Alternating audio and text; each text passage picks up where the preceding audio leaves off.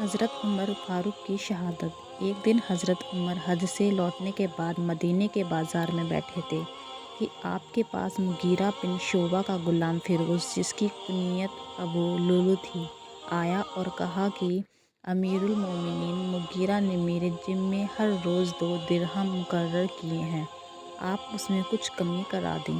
آپ نے پوچھا کتنی رقم ادا کرنی پڑتی ہے؟ اس نے جواب دیا کہ قریب 7 آنا۔ روز حضرت عمر کو حیرت ہوئی، فرمایا کہ تمہارے پیشوں کو دیکھ ہوئے یہ رقم کچھ زیادہ نہیں ہے، اس لیے میں دخل نہیں دے سکتا۔ اس وقت تو وہ خاموش ہو کر چلا گیا، لیکن دوسرے دن صبح نماز کے وقت خنجر لے کر مسجد کے ایک کونے میں آ چھپا۔ صفیں ٹھیک کر کے حضرت عمر نے روز کی طرح نماز پڑھانی شروع کی تھی کہ اس ظالم نے چھپ کر حضرت عمر پر لگاتار 6 وار کیے۔ جب ناف کے نیچے گہرا گھاؤ آ گیا تو اس ہمتی خلیفہ نے حضرت عبدالرحمن بن عوف کا ہاتھ پکڑ کر اپنی جگہ کھڑا کر دیا اور خود زمین پر گر پڑے۔ قاتل نے اسی بیچ اور کئی لوگوں کو گھائل کر دیا اور آخر میں اپنے آپ کو بھی مار دیا۔ نماز ختم ہوئی۔ حضرت عمر رضی اللہ عنہ کی فوراً مرہم پٹی کی گئی، دوا دی گئی۔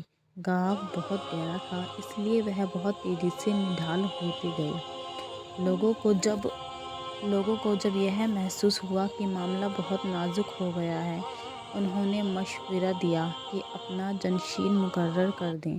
ملک اور ملت کی تڑپ آپ کو آخری وقت بھی بے چین کر رہی تھی۔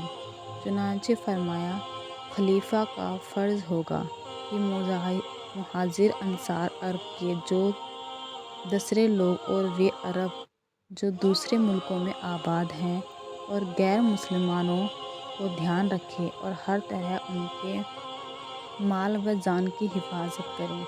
ان تمام نصیحتوں سے فارغ ہو کر آپ نے پھر اپنے بیٹے عبداللہ کو یاد فرمایا اور انہیں کچھ وصیت کی، پھر انتقال فرما گئے۔ انا للہ و انا الیہ راجعون۔ پھر حضرت عثمان، طلحہ، سعد بن وقاص، عبدالرحمن بن عوف اور حضرت علی نے آپ کو قبر میں اتارا۔ آپ کی آرام گاہ پیارے نبی صلی اللہ تعالیٰ علیہ وسلم کے پہل میں ہے۔